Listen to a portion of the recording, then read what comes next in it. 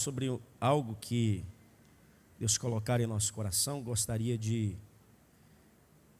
meditar com os irmãos. Eu sei que os irmãos já ouviram muito sobre isso, mas eu quero falar um pouquinho também sobre esse tema. Quero falar sobre a ansiedade, um mal que precisamos vencer, um mal que precisa ser vencido. Ansiedade, um mal que precisa ser vencido. Glória a Deus. Meus amados, a palavra do Senhor, ela tem a resposta para tudo. A Bíblia Sagrada, ela tem resposta para todos os questionamentos. Tem ensino para tudo o que você precisar. A Bíblia tem ensino. Glória a Deus. E no texto que nós lemos, um texto bastante ensinado, bastante refletido pela igreja, nós vemos o Senhor Jesus Cristo dando um ensinamento sobre a questão da ansiedade. Quero dizer a você aqui, a nível de pesquisa, quero que você preste atenção, a pesquisa, que infelizmente é algo preocupante.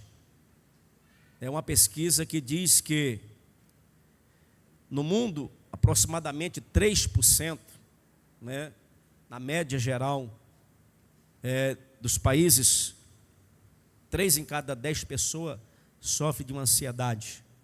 Isso é um dado antigo, bem antigo. Então, aproximadamente essa porcentagem, na verdade dá 30%, No Brasil é pior. Essa pesquisa no Brasil diz que aproximadamente 9%, 3% aliás, das pessoas sofrem de ansiedade no mundo, é a média. Mas no Brasil é 9%. Preocupante, né? Se a média dos países são 3%, no Brasil é 9%. 3 vezes mais. Algo mais preocupante para nós que estamos aqui no Brasil, não é verdade? A ansiedade, meus irmãos, existem vários termos técnicos e termos também teológicos para definir a questão do que é ansiedade. Ansiedade tem alguns termos e algumas definições. Primeiro, é uma emoção caracterizada por um estado desagradável de agitação interior, muitas vezes acompanhada de um comportamento nervoso e às vezes descontrolado. É uma das primeiras definições aí do que é ansiedade. Uma emoção caracterizada por um estado desagradável de agitação interior, muitas vezes acompanhada de um comportamento nervoso e às vezes descontrolado. É uma primeira definição para a ansiedade. Depois temos outra definição que é um sentimento desagradável de terror por eventos antecipados, sentimento vago, desagradável de medo e também de apreensão. Vou repetir. É o sentimento desagradável de terror por eventos antecipados, sentimento vago, desagradável de medo e também de apreensão. É uma segunda definição para ansiedade. Terceiro, aflição, angústia, perturbação do espírito, causada por incertezas ou contexto de perigo de eventos no passado ou do passado, do presente ou também do futuro e principalmente do futuro. São alguns termos para definir a ansiedade. Nós sabemos aí, é falado muito, que a ansiedade é o mal do século, Porque a ansiedade, ela desencadeia várias outras coisas, várias outras situações vão desencadeando a partir daí. Por isso a Bíblia, a palavra do Senhor, vai nos advertir sobre essa questão. A questão de estar ansiosos, de estar apreensivo pelas coisas, ou por qualquer coisa. A palavra do Senhor nos adverte porque Jesus já sabia disso. Quem lê também o Antigo Testamento sabe disso também. Mas é tratado de uma forma mais clara, vamos dizer assim, no Novo Testamento por Jesus e os apóstolos. Principalmente o apóstolo Paulo e o apóstolo Pedro. Vai tratar bastante sobre esse tema. Por quê? Porque a humanidade, a partir da queda do homem, nós sabemos que a partir dali, o pecado passou a dominar a sociedade, o mundo. E a partir dali surgiu os problemas. A ansiedade, de certa forma, ela está presente em todo o ser humano. Só que existe a ansiedade que ela é controlada e existe a ansiedade descontrolada. Existe a ansiedade que você de repente tem um anseio por algo, mas você está tranquilo. Não é pecado você ter um desejo e de repente, olha, eu precisava disso, assim, assim, assim, eu queria, alcançar isso. Mas você não fica desesperado nem apreensivo por causa daquilo. Então a ansiedade nesse contexto, ela é até aceitável, ela é até benéfica, existe isso no ser humano, faz parte da natureza, certo? Porque nós temos vontade, nós temos desejo, e isso são características inerentes à nossa alma, vontade, desejo, querer, tudo está na nossa alma, e nós precisamos desenvolver e justamente usufruir desses atributos da nossa alma. Não é proibido, mas a questão é a gente permitir que as situações externas venha conturbar esses sentimentos, esses pensamentos, essas vontades, esses desejos, a ponto de nos descontrolar.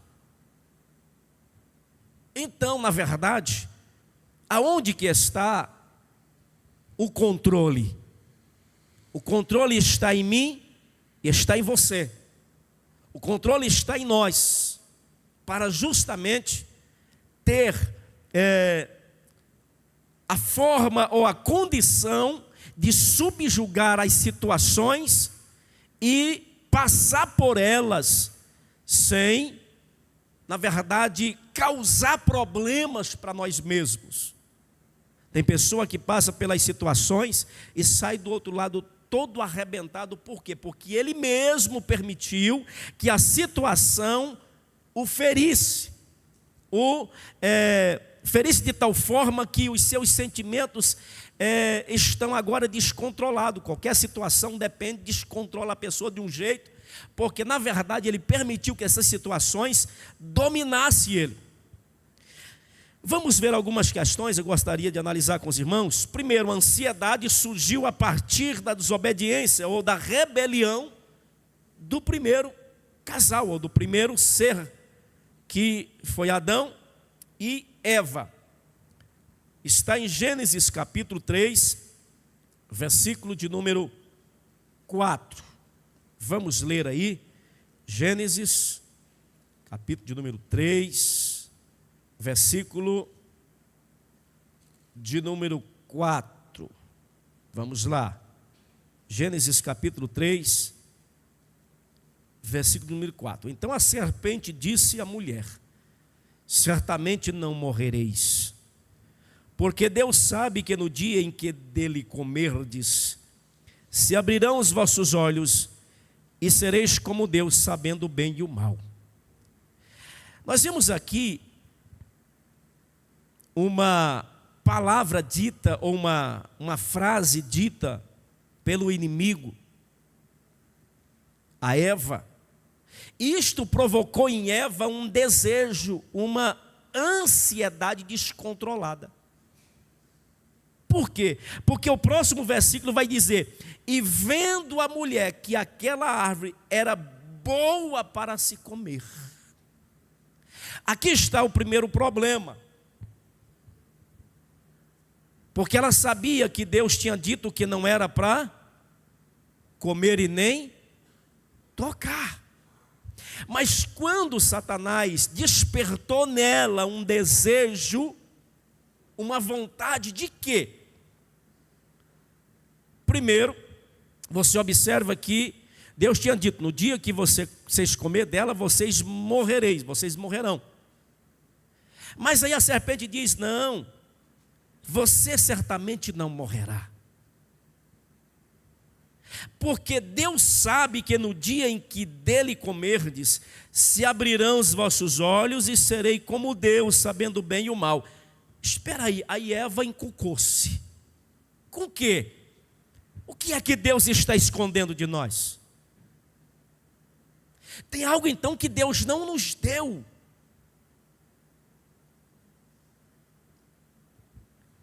Observe que o desejo dela de ter aquilo que na verdade o inimigo diz que você vai conhecer o bem e o mal, ela diz: que negócio é esse que eu preciso conhecer?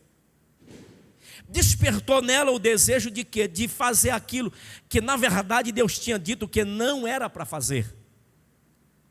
E uma das questões da ansiedade é justamente levar-nos a fazer exatamente aquilo que não se pode fazer nem se deve fazer.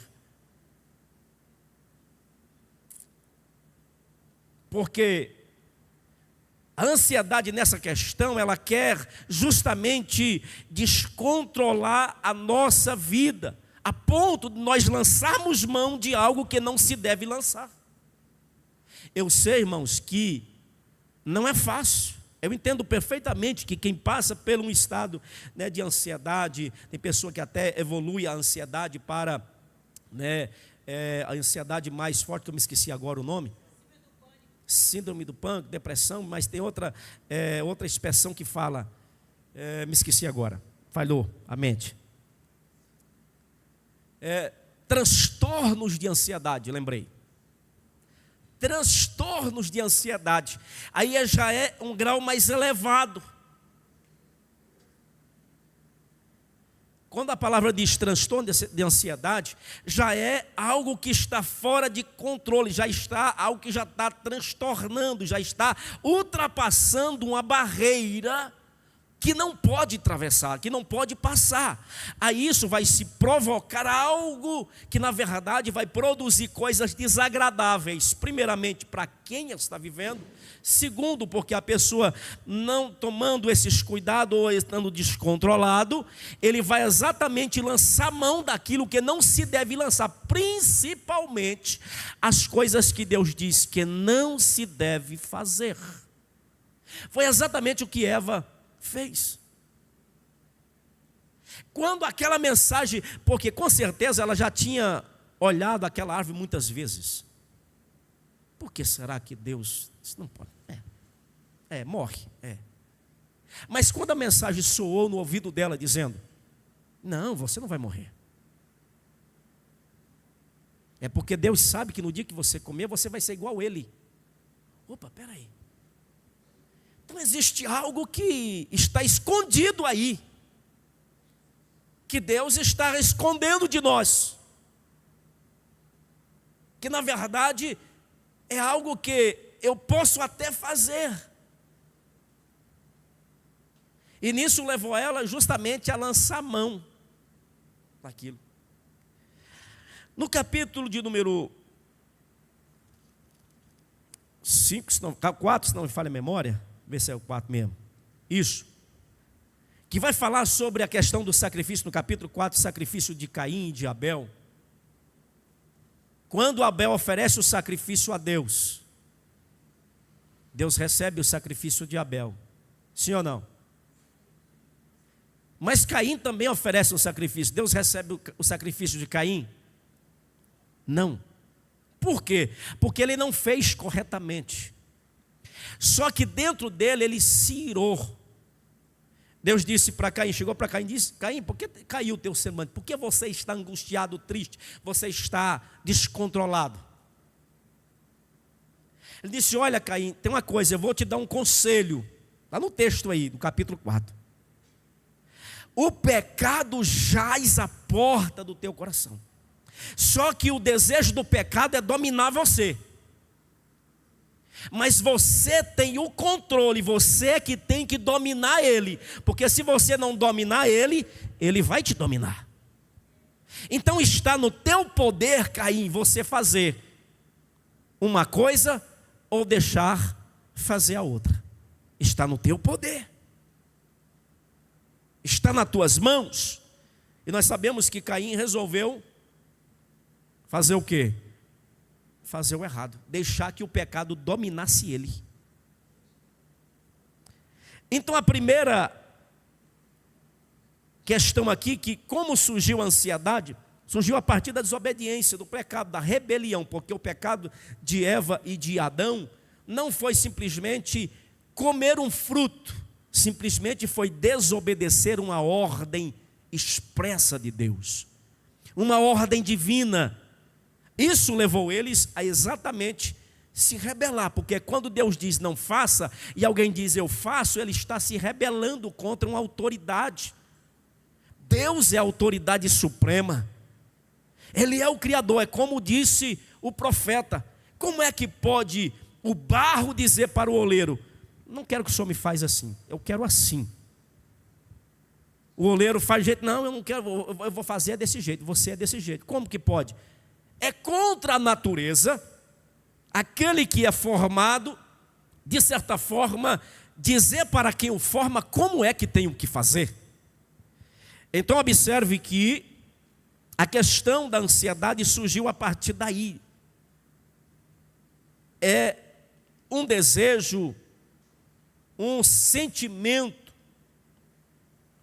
que leva a pessoa a exatamente a se descontrolar ao ponto de ficar inseguro com questões, com situações, e de repente não raciocinar corretamente e lançar mão daquilo que não se deve lançar, ou fazer aquilo que não se deve fazer.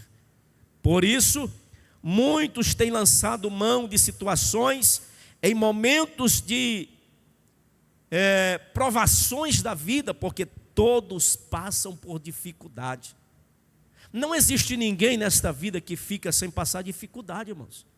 Tem pessoa que acha que não, eu vou ser crente porque eu vou para a igreja e agora é o seguinte, as coisas vai tudo mudar para mim, Jesus vai abençoar e vai ser igual aquele hino, só vitória, só vitória, só vitória. E não é assim. A Bíblia diz: no mundo tereis, mas o que é que ele recomenda? Mas tende bom ânimo. Significa, você tem que estar animado, você tem que se esforçar. Não importa a situação, você tem que se esforçar. Ah, mas minhas forças são poucas. Deus sabe o limite da tua força. Deus sabe até onde você suporta. Agora, quando você diz, não dou conta, você está cooperando com a dificuldade. A dificuldade diz para você, não dá conta mesmo não, aí eu vou te arrebentar. Mas quando você não está dando conta, mas ele diz, eu vou te vencer, porque eu não vou com a minha força, cara, está pouca, mas na força do meu Deus eu te venço. Na força do Deus que eu sirvo, vou passar por cima de você dificuldade. E vou sair do outro lado abençoado por Deus. Outra coisa que eu quero falar com os irmãos uma das coisas é a vida de Davi. Eu já falei aqui algumas vezes, a ansiedade na vida de Davi. Pastor, mas Davi era o homem segundo o coração de Deus. Quando que ele foi o homem segundo o coração de Deus? Eu faço uma pergunta. Quando que Davi foi o homem segundo o coração de Deus?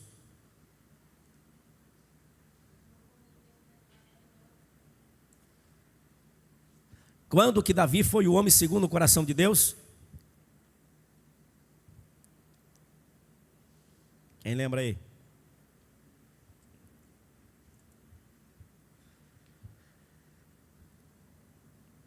Glória a Jesus. Davi foi um homem segundo o coração de Deus quando ele estava lá no campo. Davi era aquele moço voltado para Deus. O salmista, se não me falha a memória, no Salmo 89, se não me falha a memória, Deus vai dizer assim: achei Davi meu servo, e com meu santo óleo ungi. Não foi isso? Davi foi um homem segundo o coração de Deus. Deus estava vendo Davi, estava vendo a vida dele, o salmo de Davi. Antes dele ser ungido, e um pouco depois dele ser ungido, a vida de Davi era uma coisa, depois a vida de Davi começou a mudar. Por que a vida de Davi começou a mudar? Se você for ler o Salmo, por exemplo, o Salmo 31 ao Salmo de número 40, são salmos de Davi.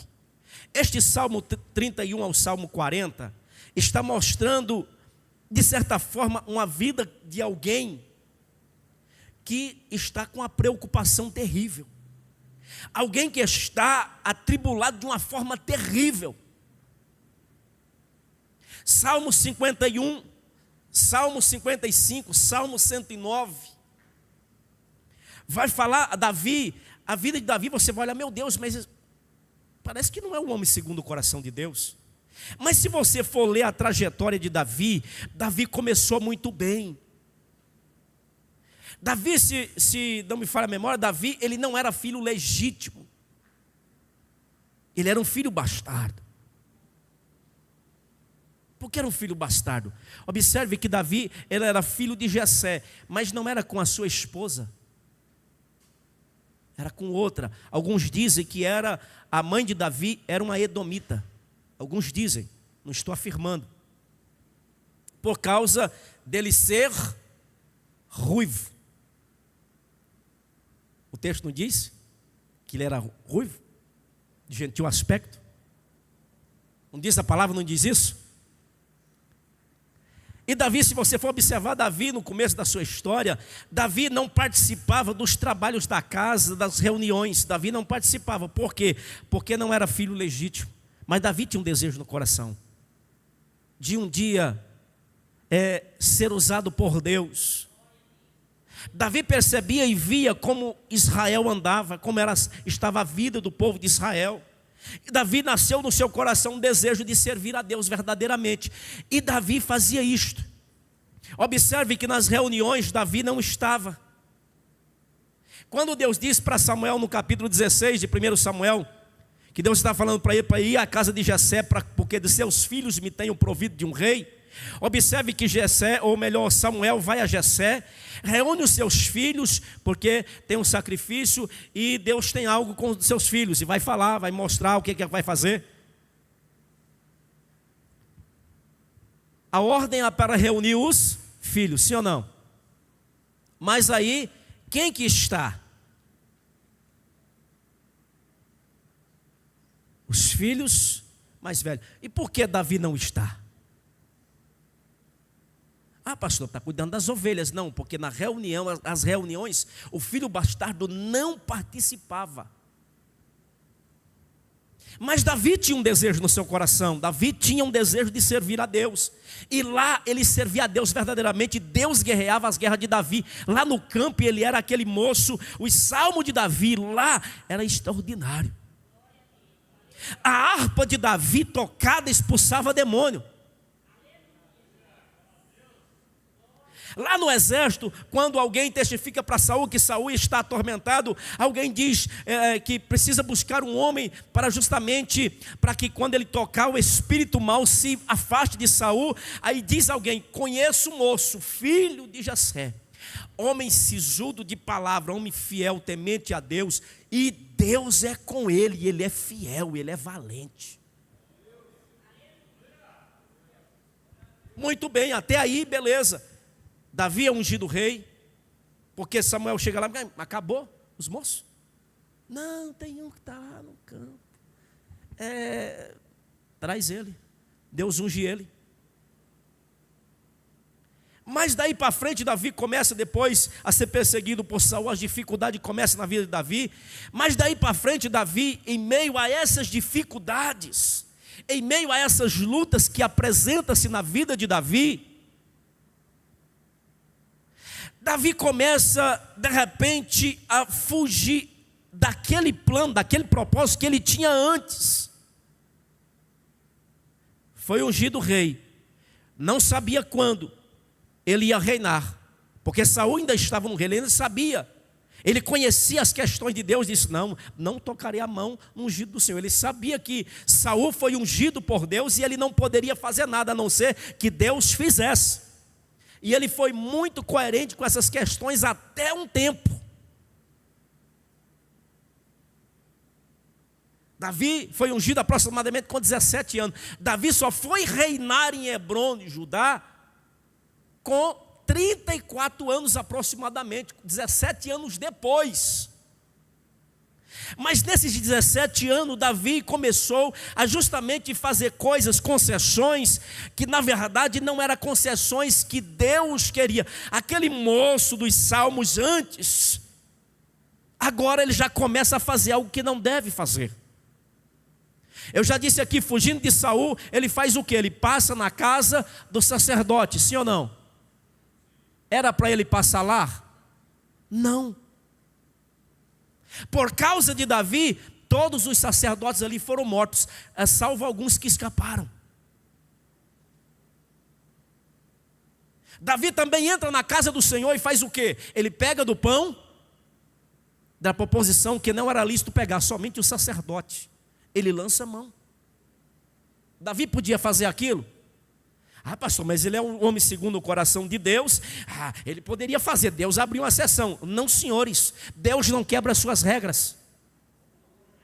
Davi sabia disso, que ele não podia, mas ele fez. Observe que os salmos de Davi, pastor, mas Davi estava sendo atribulado, procurado para ser morto por aquele que ele defendeu, por aquele que ele nunca levantou a mão contra ele.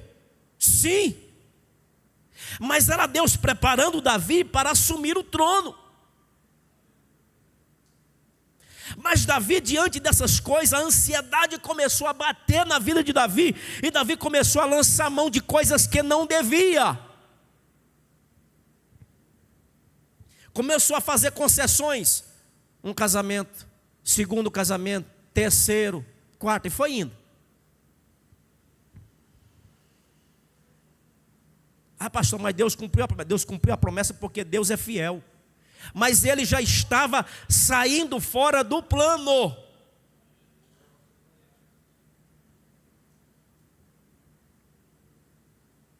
Para você ter uma ideia, Davi termina os seus dias com uma carga de sofrimento terrível sobre os seus ombros. Quem que colocou? Deus? Não, ele. Pode ler a história de Davi que você vai entender. Muitos dizem, pastor, Davi foi um homem extraordinário. Sim, foi. Um homem que sabia se humilhar diante de Deus quando errava. Mas as consequências que na verdade veio sobre a sua vida está escrito, e eu não quero passar, e não quero que você passe, e você também não queira. Nós temos que olhar para a vida dele e dizer, opa, aqui eu não posso passar, porque Davi passou aqui, era o homem segundo o coração de Deus, passou aqui e teve problemas. Deixa eu perguntar, você quer ter problema na sua vida para te arrebentar? Não, ele já vem sem você querer. Não é? Outra coisa que aconteceu com Davi, quando está fugindo de Saul, ele está na caverna, escondido. O que acontece? Olha aqui para mim. Davi, ele está tão atribulado com a questão Saul tentando matar, que Davi faz o quê? Davi, ele entra, aí o soldado diz, agora mata o teu inimigo, porque Deus te entregou na tua mão. Aí ele, não, de jeito nenhum. Mas tem um dos momentos, me falhou a memória agora, que Davi faz o quê? Ele corta um pedaço da capa do manto de Saul. Você sabia que esse pedaço do manto de Saul que ele cortou, custou caro para ele? Você sabia disso? Olha aqui, Saul desviado, procurando matar Davi, endemoniado, mas ainda era a autoridade que Deus não tinha tirado a autoridade dele ainda. E Davi tinha que respeitar, porque Davi sabia, ele foi ungido, não levantaria a minha mão, porque ele foi ungido para o Senhor é que... Mas Davi corta a orla do vestido, e diz o texto lá, que doeu o coração de Davi quando ele cortou, mas já tinha cortado, não tinha como mais voltar atrás. O que era o manto de Saul? O manto de Saul era a capa que ele vestia pelos filhos, porque os desertos, durante o dia um calor insuportável, e durante a noite um frio também insuportável, e Saul estava vestido na madrugada com o seu manto, a capa de frio. E Davi vai lá e corta um pedacinho do manto. Custou caro para Davi, porque era a autoridade de Deus. Deixa eu dizer uma coisa para você aqui. Tome cuidado com a questão da autoridade que Deus estabeleceu na casa dele, no reino dele, sobre você. Tenha cuidado o que é que você fala, o que é que você faz com a autoridade, independente de como ela esteja, porque Deus vai acertar as contas com as autoridades. Mas não queira eu ou você pegar e querer cortar algum pedaço, querer usar de alguma situação para justamente tentar mostrar que você é melhor, que você é quem poderia estar no lugar, tentando fazer alguma coisa. Tome cuidado. Custou caro para Davi o corte da capa do manto de Saul. Na velhice de Davi, o que aconteceu com ele? Na velhice de Davi? Um frio insuportável que nada aquecia. E Davi sabia que aquele frio que nada cortava era por causa daquele pedaço do manto de Saul que ele cortou, que não deveria tocar, não deveria cortar, ele tinha que manter no seu lugar, porque Deus estava guardando ele. Aquele pedaço de manto que ele cortou custou caro no final da sua vida. A conta chegou para Davi. Chegou? Deixa eu dizer uma coisa para você, que Deus não se deixa escarnecer. O que o homem semeia, ele colhe. A mulher também, viu?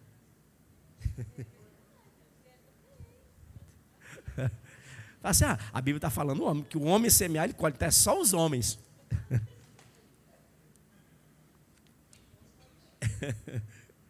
Mas não é no genérico, aqui da palavra está no genérico, né? Glória a Deus. E outro detalhe, Davi foi punido em todas as áreas que ele não obedeceu a Deus. E pode observar que os salmos de Davi são salmos depressivos, salmos de angústia. Senhor, o meu pecado está continuamente diante de mim. Tem momento que ele está clamando a Deus, porque até a salvação ele está duvidando da salvação dele. Senhor, cria em mim um coração puro, renova em mim um espírito reto. Não me lances da tua presença, não retires de mim o teu Espírito Santo, torna a dar-me a alegria da tua, porque tinha perdido. Davi foi fazendo concessões, e a vida de Davi tem um antes e um depois. Deus foi fazendo coisas extraordinárias na vida de Davi, foi porque nesses momentos ele se apegava a Deus e ele tinha que fazer aquilo que Deus chamou para fazer, ele fazia, mas agora com uma responsabilidade maior sobre os seus ombros e também uma carga maior sobre ele. Nós estudamos nas lições, a família de Davi foi um desastre. Um desastre.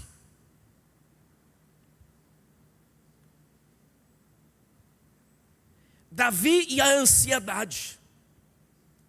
Ora você vai ver Davi de repente alegrando no Senhor, de repente você vê Davi abatido. Senhor, os meus inimigos estão continuamente contra mim, me ajuda, Senhor, pleiteia com aqueles que pleiteiam comigo. Deus, levanta contra os meus adversários, porque são muitos, eles querem me devorar. Senhor, Senhor, Senhor, ele está clamando agora, ele tem uma vida de busca a Deus agora para livrar dos inimigos. Por quê? Porque na verdade ele sabe que é consequências das suas atitudes. Davi agora está pelejando, lutando contra os males da sua existência, os males que agora estão sobre a sua vida.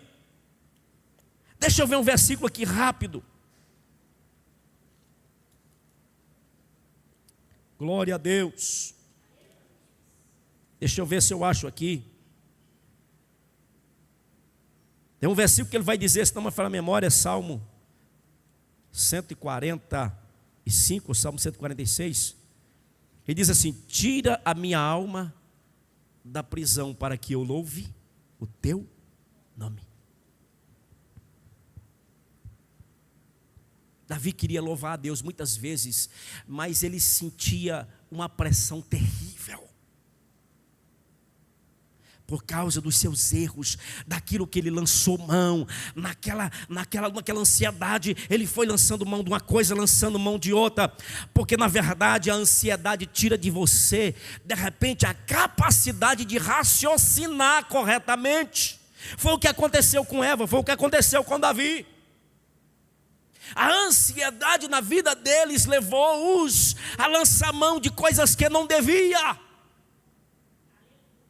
A tentação é grande, e muitos, na busca de se ver livre de uma situação aparente, momentânea, lançam mão de algo, mas cria um problema, quem sabe futuro, para o resto da vida. Para o resto da vida. Davi chegou na sua velhice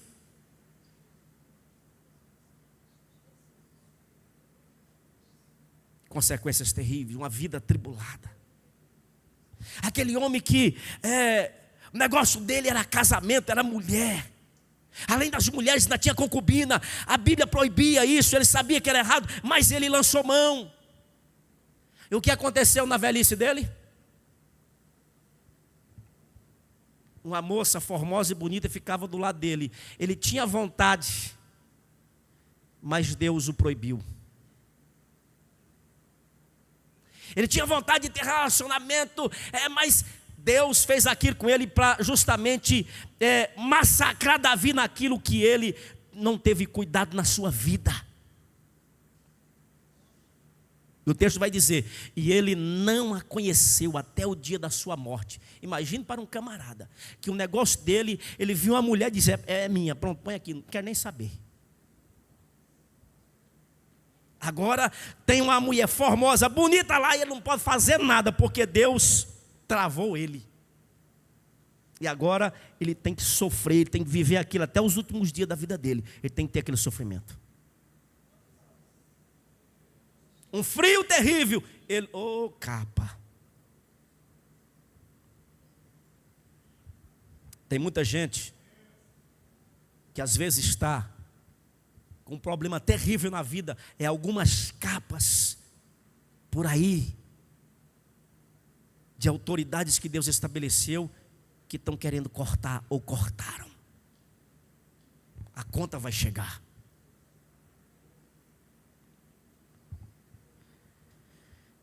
Glória a Deus, bendito seja o nome do Senhor. Eu preciso também dizer algo aqui antes de prosseguir. Meu Deus. Se eu não terminar agora, na próxima terça-feira, o que eu preciso terminar, tá certo? Deixa eu ver aqui algo que eu preciso falar com você. Glória a Deus. Por que que Jesus falou sobre a questão da ansiedade? Veja no texto, ele vai dizer assim, versículo que nós lemos da nossa leitura, versículo de número 25. Por isso vos digo, não andeis cuidadosos. Quem tem outra tradução aí?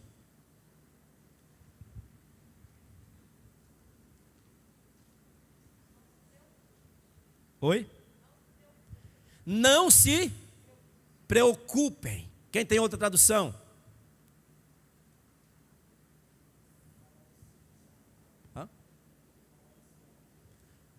Ociosos, não fiquem ociosos. Não esteja com ansiedade. Quanto à vossa vida.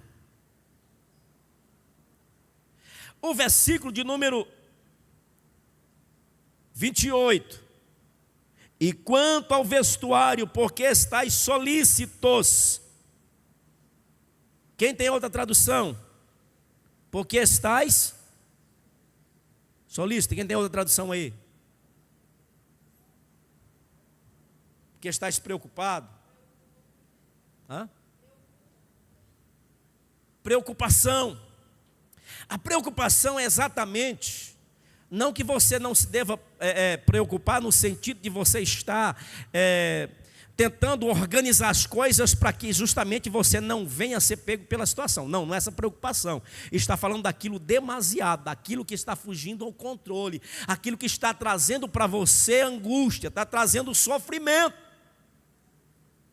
Tem pessoa que a luta está vindo de lá do Rio Tijuco. Ele já está aqui quase morrendo. A situação está vindo lá. Não sabe nem se vai chegar aqui. Ele já está, ai, meu Deus, pressão, palpitação, não sei como é que vai ser, não sabe, fica quieto. Aí Jesus está dizendo, não vos preocupeis. Ai, como é que vai ser? E agora?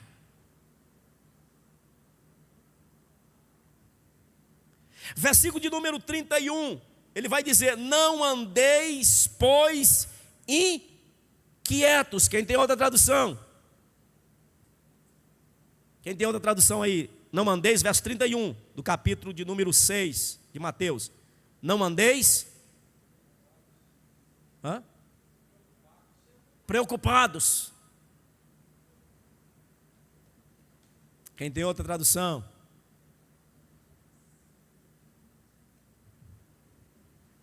Vamos lá. Se a gente consegue aqui ver outras traduções para a gente. Não andeis. Primeiro vai falar, não andeis cuidadosos. Depois, dizendo, quanto ao vestuário, porque estáis preocupados, solícitos. Não andeis, pois, inquietos.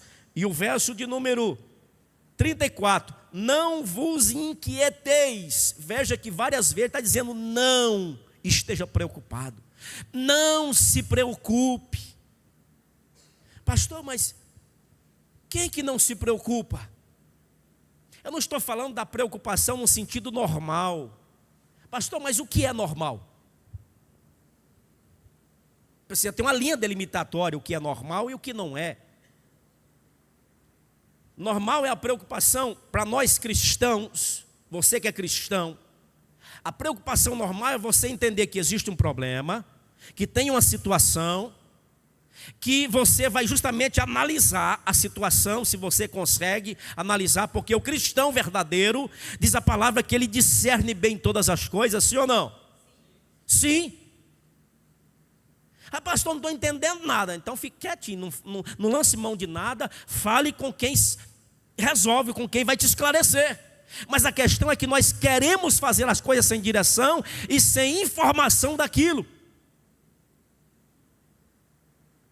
Aí Jesus está dizendo, não vos inquieteis, não vos perturbeis, não estáis, porque estáis solícitos, não andeis cuidadosos, preocupados com essas coisas, com as coisas do dia a dia, porque isso vai exatamente trazer vocês a um problema seríssimo. Nós estamos vendo aqui, se você for ver, a questão da ansiedade, ela dá um descontrole terrível na vida psicológica, no corpo, na saúde, na família, na sociedade, no trabalho, aonde for.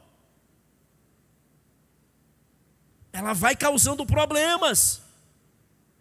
A pessoa vai mutilando o corpo, vai adoecendo a si mesmo. São as doenças da psique, as doenças do psicológico. Começa aí. E eu preciso analisar algumas coisas com você. É o seguinte: o cristão, segundo Jesus aqui, ele precisa estar diante das situações como um soldado. Nós somos soldados de Cristo, sim ou não? Fazemos parte do exército de Cristo, sim ou não?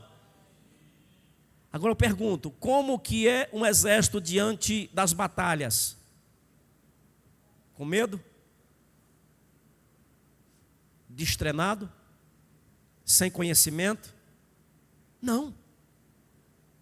Eu já disse para os irmãos aqui que uma das questões que um soldado, uma pessoa quando vai para o exército, a primeira coisa quando chega lá é ele perder as manias. Consequentemente, perder o medo. Ele é trabalhado para perder as suas manias, porque dentro de um exército, aquelas manias têm que acabar. Ele precisa obedecer regras definidas. Ele precisa ter senso de obediência àquilo que ele aprendeu. E segundo, ele não pode ter medo.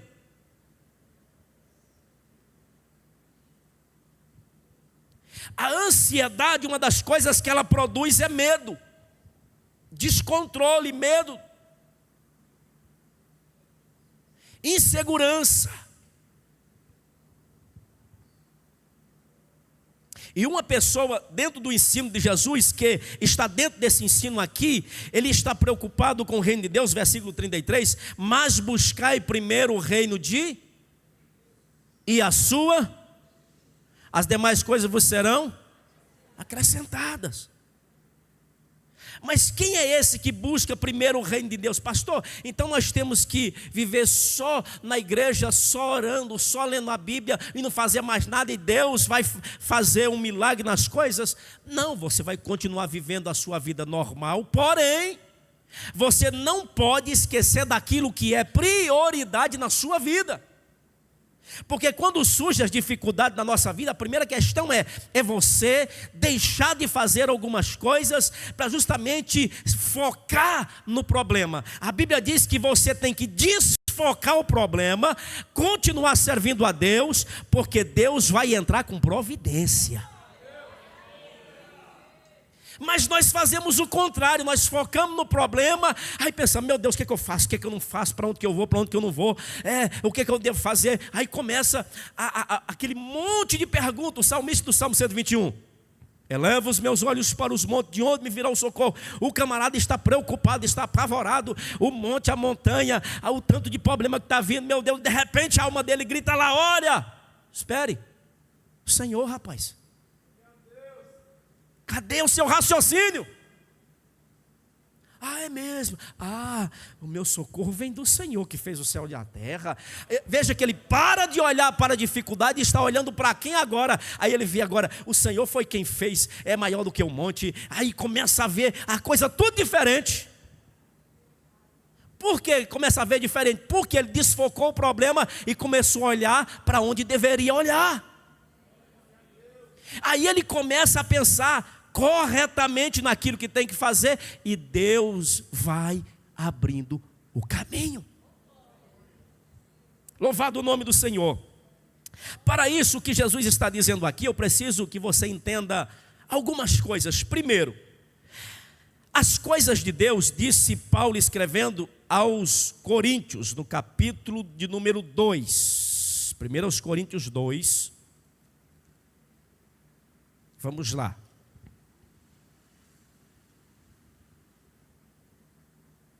Capítulo 2 de 1 Coríntios.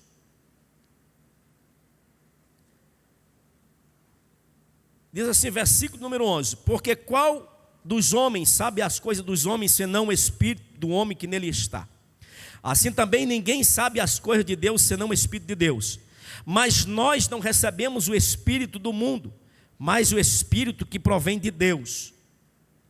Porque, para que pudéssemos conhecer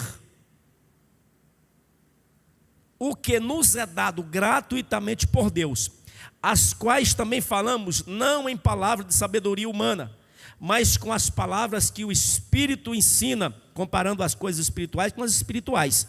Ora, escute, versículo de número 14. Ora, o homem natural não compreende as coisas do Espírito de Deus, porque lhes parecem loucura, e não pode entendê-las, porque elas se discernem espiritualmente. Mas o que é espiritual discerne bem tudo, e de ninguém é discernido, porque quem conheceu a mente de Deus, ou a mente do Senhor, para poder ensiná-lo? Quem conheceu a mente de Deus primeiro para poder ensinar a Deus? Aí ele encerra dizendo: mas nós temos a mente de Cristo. Quem é que tem a mente de Cristo? É o cristão verdadeiro, aquele que nasceu de novo, aquele que se arrependeu de seus pecados, confessou a Cristo, se arrependeu, nasceu de novo, está nascendo da água, do Espírito, verdadeiramente. Este tem nele o Espírito de Deus. Romanos 5:5. O amor de Deus está derramado em nosso coração pelo Espírito Santo que nos foi dado. Vejam aqui, eu preciso discernir as coisas de forma correta.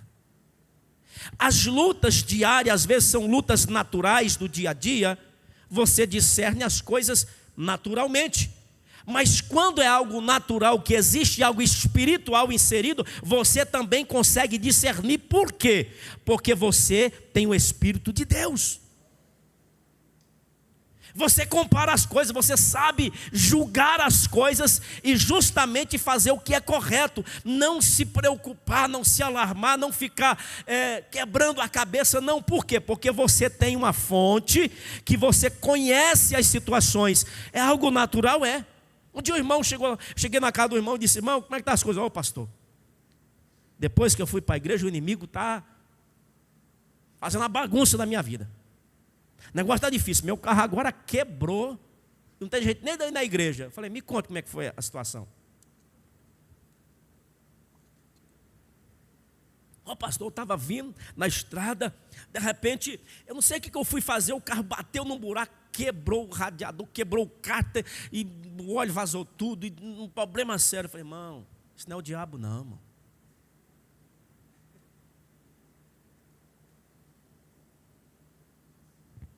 Não é o diabo não, irmão. Quem estava dirigindo o carro? O irmão. Pois é, o irmão acabou de dizer que o irmão foi, não sei o que o irmão foi fazer e não percebeu, o carro caiu no buraco. Então, foi uma displicência sua. O carro caiu no buraco, são coisas naturais. Você agora, cometeu um erro. E esse erro agora você vai pagar por ele, porque agora você tem que consertar o carro, gastou um guincho, um monte de coisa. Você tem que pagar agora, organizar as coisas normalmente, ajeitar para você ir para a igreja, para você fazer as suas coisas normal.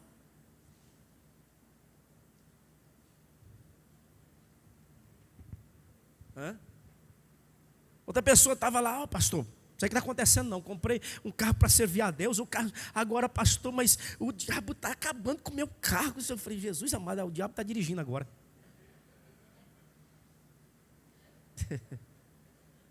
Falei: mas espera aí, como é que você anda?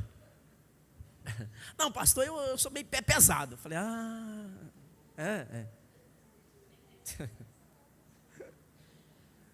sou meio pé pesado.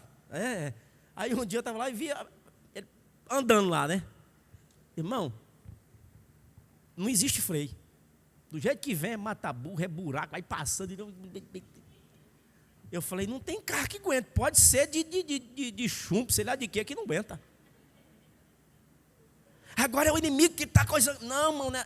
Irmão, pelo amor de Deus, irmão, não faça isso não. Aí o irmão está atribulado dizendo que é o diabo. Eu penso o diabo lá no canto dizendo: eu não. Tem nada a ver com isso. Eu Pensa, o inimigo lá no cantinho dizendo, não tem nada a ver. E a pessoa atribulada morrendo, é o diabo que está, meu Deus do céu, minha vida está ruim. Aí não fui na igreja, não vou na igreja porque o diabo está, ora por mim, pelo amor de Deus. Irmão, isso não é o diabo não, irmão. É você precisa discernir as coisas. Ande devagar. Pare com essa correria, freie nos buracos, tira para cá, tem um pau no meio da estrada, do jeito que vem, passa em cima. Para que tem volante? Não é para você dirigir o carro para um lado ou para outro? Sai fora desse pau, passar que o carro não vai quebrar.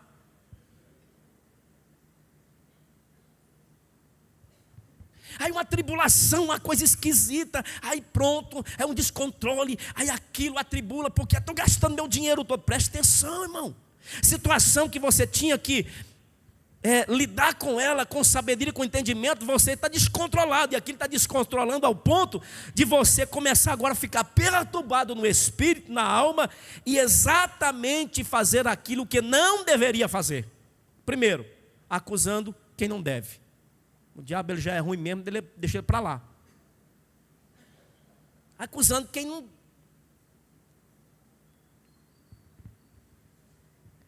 Então são situações que nós precisamos trabalhar. A palavra de Deus trabalha com a lógica. A palavra de Deus, pastor, mas a palavra de Deus trabalha com a lógica? Sim.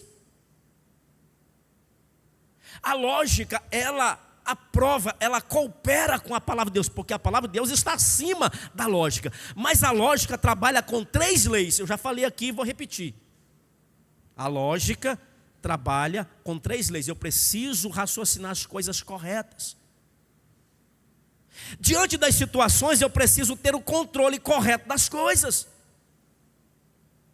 Eu não posso sair, de repente, a uma situação, ela é espiritual, mas você está lidando com ela no âmbito material, vai dar problema, você tem que discernir. Para isso você precisa ter o Espírito de Deus na vida. E o Espírito de Deus vai te levar a você desenvolver os frutos que Ele tem para você criar habilidade nas situações. Pastor, como que está a situação? Graças a Deus está tudo bem. Mas eu ouvi falar que está assim, está assim, mas Deus no momento certo vai resolver.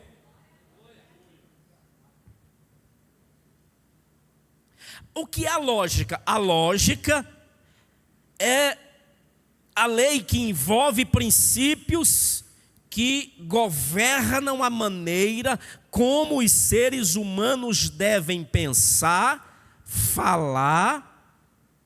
A lógica é a lei que envolve princípios, ou é o princípio de leis que envolve o governo, a maneira correta como os homens, os seres humanos devem pensar, falar. A lógica é o estudo, que investiga o raciocínio correto. Isso é a lógica. Dentro da questão que nós lemos aqui, Mateus capítulo de número 6 do texto aqui, Jesus está falando, não fiqueis preocupado com as coisas, você precisa ter o controle das coisas. Você precisa controlar a situação. Não deixar a situação controlar você. Você precisa ter raciocínio correto das coisas, porque Deus trabalha com o que é correto. Deus trabalha com aquilo que é conforme as suas leis estabelecidas. Tem pessoa que quer que Deus faça as coisas do jeito ao Senhor. O Senhor é o meu Deus, então o Senhor faz isso para mim. Eu penso Deus dizendo, não vou fazer. Por quê? Porque está fora dos meus princípios. Não, Senhor, mas o Senhor é Deus. O Senhor vem derrubando tudo. O Senhor vai arrebentando e me dá vitória porque sou seu servo. Eu penso Deus dizendo, não. Você precisa fazer o que é correto, porque eu trabalho com o que é correto. Tem situações que exigem intervenção sobrenatural. Aí deixa com Deus. Mas você precisa estar agindo correto. A pessoa está tudo desesperado, pensando errado, de repente até blasfemando de Deus e quer que Deus faça alguma coisa por ele. Deus vai ficar no mesmo canto. Deus não vai agir. E sem falar que para tudo que fizermos nesta vida, tem uma medida. Existem duas medidas na vida do ser humano. E na vida do cristão ele só pode encher uma. Existe a medida da justiça e a medida da injustiça. Lado direito e lado esquerdo. Não falei nada. O cristão só pode encher a medida da justiça. Aquilo que é justo. Paulo vai dizer, pensai naquilo que é justo, naquilo que é verdadeiro, naquilo que é honesto, naquilo que é de boa fama. É nisso que você tem que pensar. É nisso que você tem que agir para esse lado. Por quê? Porque é essa medida que você precisa encher. A medida da injustiça, do erro, da coisa errada, isso não pertence mais a você, porque você entregou sua vida a Cristo. Mas nessas medidas, o cristão está enchendo a medida da justiça, o ímpio está enchendo a medida da injustiça. Deus só vai agir quando essa medida encher. Pastor, mas quando eu sei que encheu? Essa questão é com Deus, não é nossa. A questão minha e sua é encher. É colocar coisas justas aqui, verdadeira aqui, ações verdadeiras, palavra verdadeira. Nós não cantamos hoje aqui que o nosso falar, a nossa fala tem que honrar a Deus? Não cantamos no hino 75? Tudo que fizermos vai para essa medida da justiça. Aquilo que é correto cai nessa medida. Pastor, mas eu sou uma pessoa que faço tudo certinho. Eu dizimo, eu oferto. A primeira coisa que a pessoa pensa é dízimo e oferta. Eu dizimo, eu oferto na tua casa. Eu sou uma pessoa boa, assim, mas assim. Mas pastor, tem tanto tempo que eu estou orando para isso e nada acontece. Calma. Para que esse desespero? O tempo. E quem vai fazer é Deus. Existe um tempo determinado para todo propósito. Está tudo certinho com você? Está. Então espere que está faltando o tempo. E o tempo, quem manda no tempo é Deus, não é eu nem você. O apóstolo diz, não vos canseis de fazer o bem, porque no tempo certo, ou a seu tempo, nós ceifaremos, colheremos a recompensa, fala aí, irmãos, se não tivermos desfalecido. Não vou orar mais não. Um dia eu encontrei com um rapaz que disse, olha, esse negócio de fazer as coisas certinho, já cansei desse negócio. Eu faço as coisas certas e só tomo prejuízo. Vou parar com esse negócio, vou andar agora do lado errado. Eu falei, aí você vai afundar de vez. Se fazendo o certo você está achando que está bom, fazendo o errado, aí você afunda mesmo. Não, pastor, mas eu vou fazer assim. Falei, olha, não diga que alguém te aconselhou, viu? Porque estou dizendo para você, não entra nessa não. Não, pastor, mas eu não dou conta não aguento mais não. Então vai. Você quer? Não pode dizer, te obrigar a não ir. Então a lógica envolve princípios que governam a maneira correta de pensar. Jesus quer que você pense correto. Está faltando isso, está faltando aquilo. Pense corretamente. Tem pessoa que está faltando aquilo. Senhor, o diabo entrou na minha dispensa. Pense correto as coisas. Raciocínio correto, discirna bem as coisas. Eu passei 2 anos desempregado aqui dentro da cidade do Prata. Passou 2 anos desempregado, não achou nenhum serviço, não. Deus fechou as portas, que nem para trabalhar, nem para limpar ruas, não me queria. Um tratamento de Deus, um tempo de Deus. Mas dentro de mim nasceu um desejo de quanto mais a luta apertava, aí é que eu vou para a igreja orar. A vontade era chegar na igreja aqui, dobrar o joelho e orar. E chorar na presença de Deus. Passa um ano. Vai passando mês do mesmo jeito. Tinha dia que eu falei, Jesus, não sei mais o que fazer. De repente, Deus levantava alguém e dizia assim, calma meu céu, vai chegar o tempo. Tá bom, Jesus. Ia para casa, estava findando a semana, quase não estava aguentando mais de novo. Jesus vinha, calma meu filho, calma, vai chegar o tempo. Continua. Estou vendo tudo.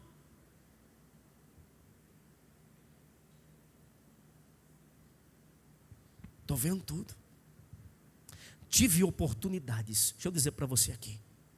Não digo isso aqui com vaidade nem por orgulho, porque tudo isso, vaidade e orgulho, isso é coisa do inimigo, não provém de Deus. Estou sendo correto. Não digo isso para me engrandecer, nem tampouco, mas para a glória de Deus. Tivemos oportunidade de lançar mão de coisas erradas, que eu sei que está fora do princípio de Deus, mas que para muitos que estavam dentro da igreja dizia: não, você tem que fazer assim. Eu disse: não, os princípios que eu aprendi, disse que não. Por isso que você está desse jeito aí. Tá bom, vou continuar desse jeito aqui, vou ver até onde eu aguento. Se eu não aguentar, Deus me leva, faz o que, mas lançar a mão do errado eu não lanço.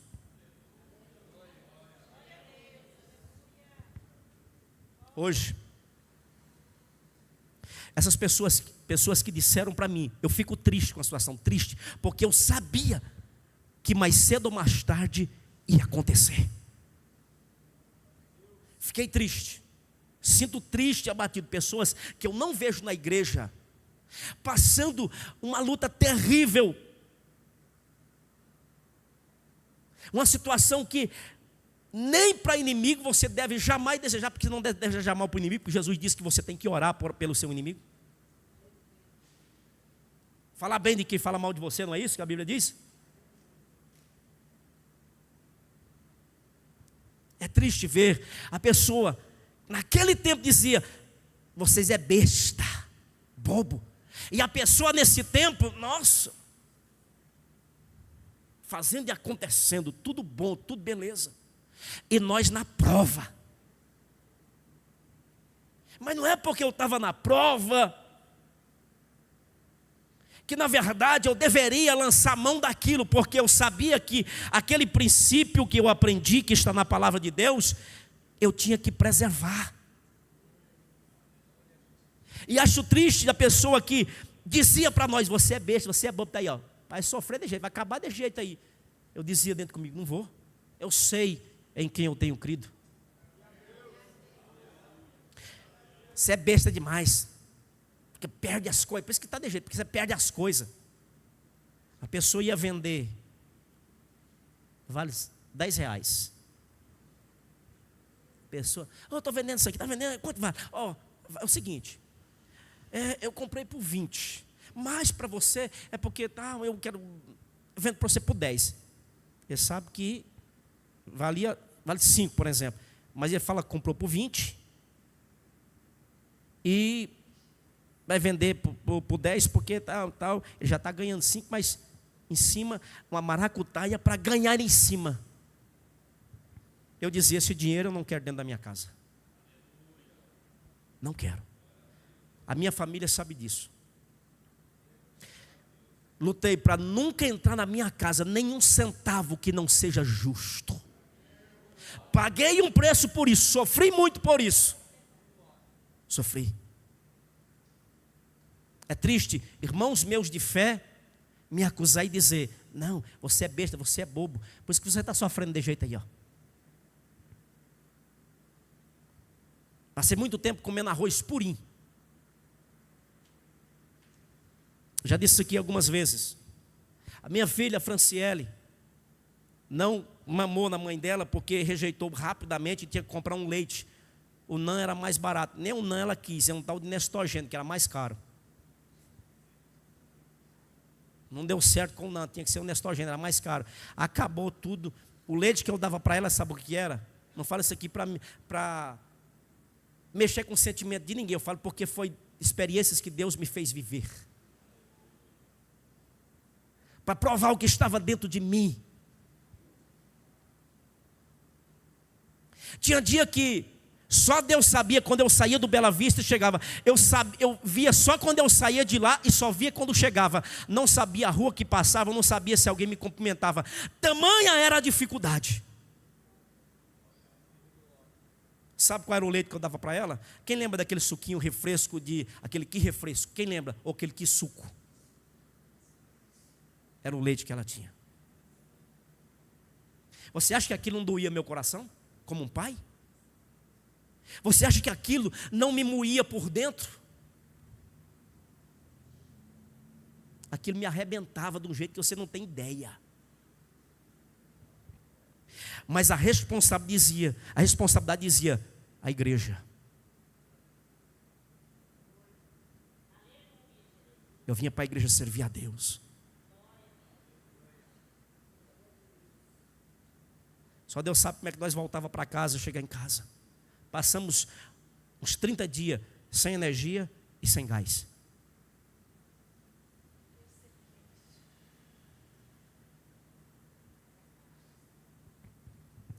Mas Deus é fiel.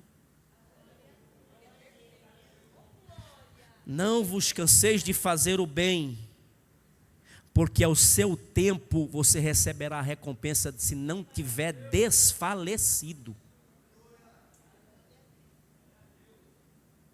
Você precisa raciocinar corretamente. A minha vida é mais importante do que o alimento que eu como. Jesus não disse isso? Ou não? Não foi o que Jesus disse? A sua veste não é importante quanto você. É bem verdade que você, quando serve a Deus, você prioriza os preceitos de Deus. E você faz com amor e simplicidade para Deus. A lei da lógica, eu já vou encerrar, digo só as 3 aqui, encerro e continuo na terça-feira. 3 leis básicas da lógica. Primeiro, identidade. A lógica trabalha com a primeira lei, a lei da identidade. A lei da identidade diz que se uma declaração é verdadeira, então é verdadeira. Eu sei que a palavra de Deus e os preceitos que estão aqui, eu sei que são verdadeiros e puros. Eu sei.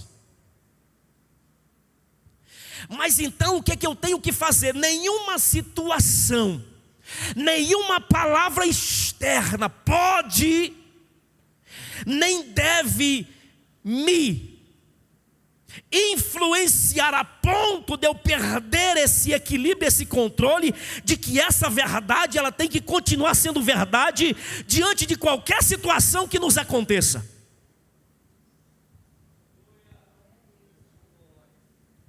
Deixa de ser bobo, você está passando essa situação, por que você não faz isso? Irmão, isso é pecado. Deixa de ser besta, rapaz. Você está nessa ainda? Não, irmão, faça isso não. Não sabe ganhar dinheiro. Aí, ó, por isso está de jeito aí, ó. Irmão, a Bíblia diz assim, assim, assim. Aí, ó, continua de jeito de vocês aí, continua, vocês vão ver onde é que vocês vão parar. Tá bom. Isso machucava mais a gente ainda. Saber que o meu irmão de fé está me dando um conselho desse. Mas eu sei. O meu raciocínio, de acordo com a lógica, mesmo passando essas dificuldades, dizia para mim: você precisa perseverar. Você precisa continuar fiel.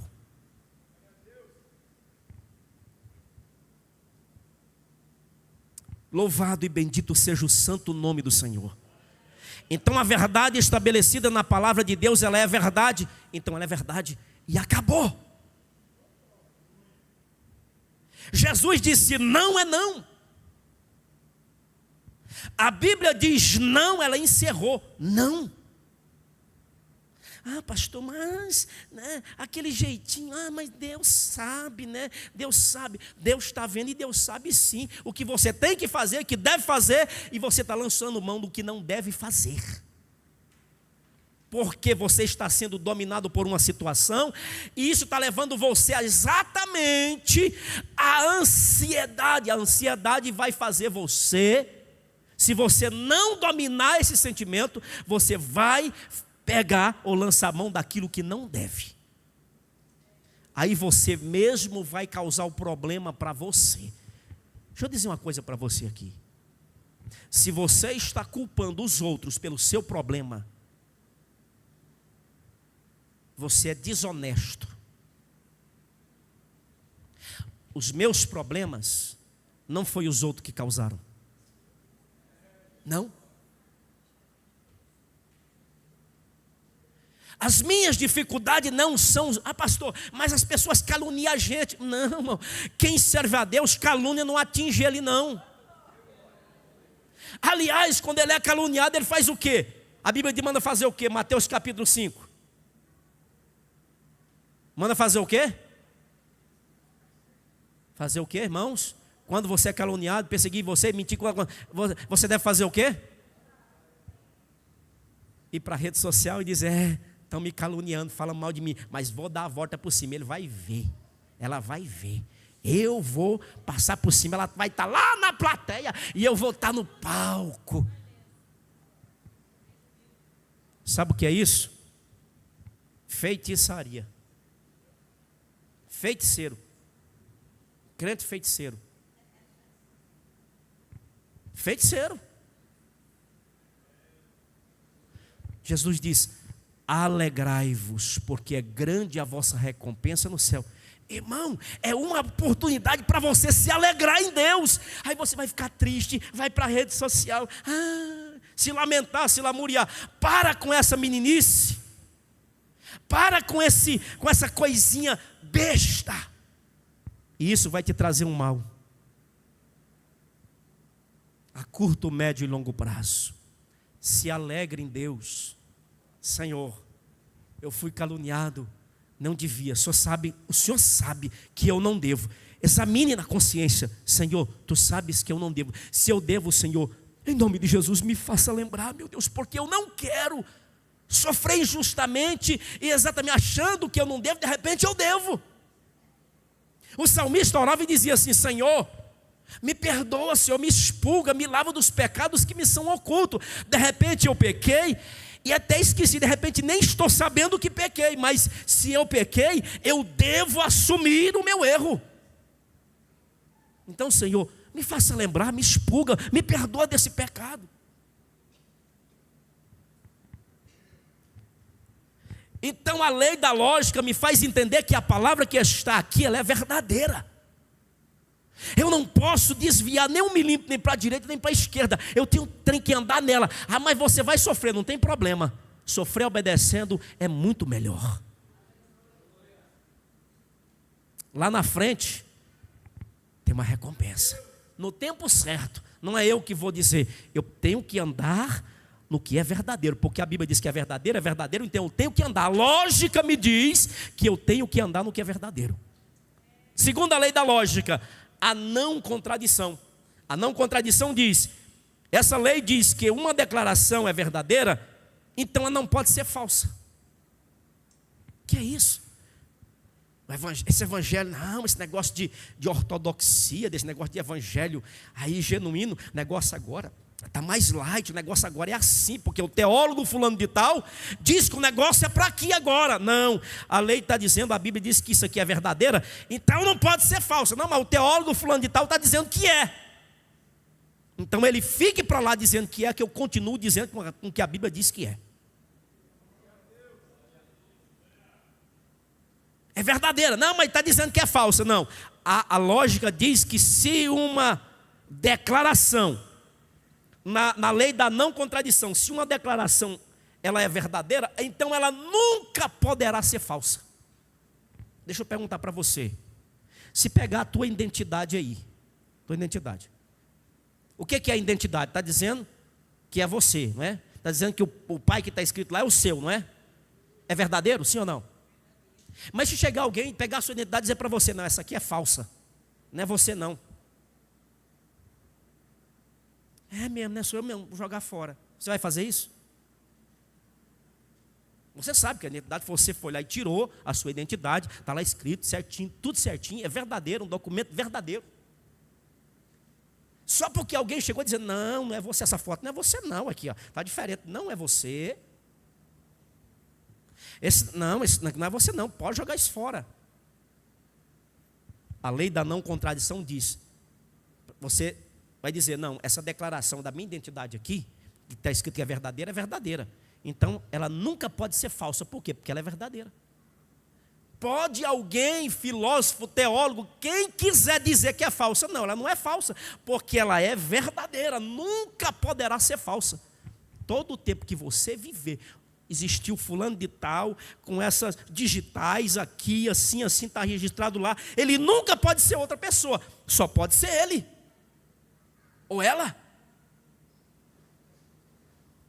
E a terceira, a lei do meio excluído.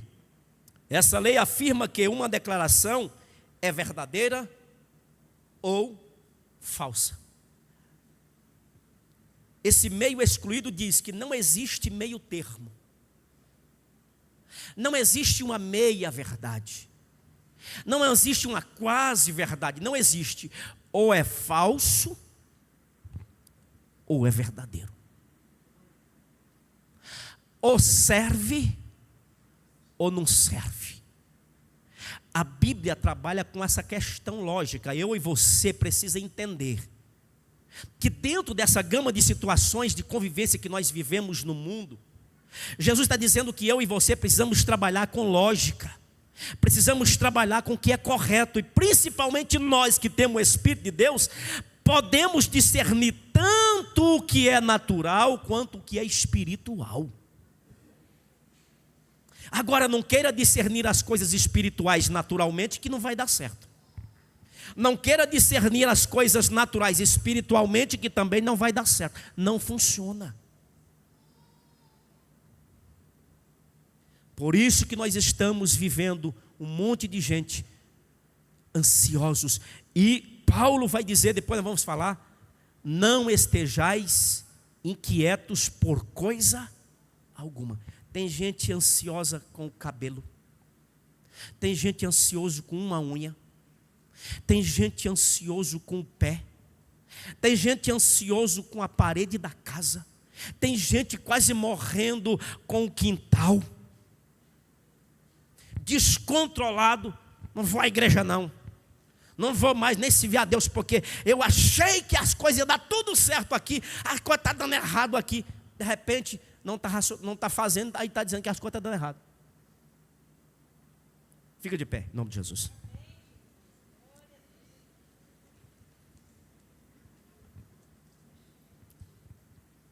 Você não pode viver ansioso. Você tem que viver em Deus. Amém? Você precisa viver em Deus. Vamos orar. Querido Deus e eterno Senhor, te agradecemos por esse momento. Te louvamos, Senhor, porque o Senhor é bom. A sua misericórdia dura para sempre. Pai, eu quero nesta noite mais uma vez abençoar o teu povo, em o nome de Jesus Cristo, o Todo-Poderoso, Senhor desta obra e desta casa. Senhor, o Deus desta palavra. O Senhor disse, não estejais inquietos, ansiosos, não estejais preocupados, mas estejamos, meu Deus, conscientes das nossas obrigações. E também, Senhor, preparados em Cristo para toda boa obra, servindo ao Senhor com excelência, agradando ao Senhor em tudo, meu Deus. Oh Pai, em nome de Jesus, ministro na vida do teu povo a mente de Cristo. Senhor, que possamos permitir que o Espírito de Deus ministre em nós a tua mente. Aleluia, o fruto do Espírito, a graça de Deus esteja abundantemente na nossa vida. E que nós possamos, Senhor, direcionar as nossas forças, a nossa vida para o reino de Deus e a sua justiça. Porque as demais coisas não serão acrescentadas no tempo certo, na hora certa, pela autoridade, o poder e a graça do Senhor. E sendo assim, o nome do Senhor será glorificado. E nós vamos, Senhor, aleluia, enaltecer o teu nome. E as pessoas olharão para nós e vão dizer, grandes coisas fez o Senhor por ele, grandes coisas fez o Senhor por ela. Bendito seja o nome do Deus deste povo, bendito seja o nome de Jesus. Pai amado, eu oro, Senhor, por esta pessoa que está passando esse momento difícil. Eu sei que a situação, Senhor, às vezes é desafiadora. A situação, meu Pai, ela é, meu Deus, de certa forma parece que intransponível. Mas quando nós lançamos mão do Senhor e das suas verdades e andamos corretamente naquilo que o Senhor orientou nós fazermos, Senhor, Tu trabalhará por nós. O Senhor vai entrar com providência. O Senhor vai resolver o problema. E nós vamos glorificar o Senhor. E nós não vamos gastar as nossas forças destruindo o nosso corpo.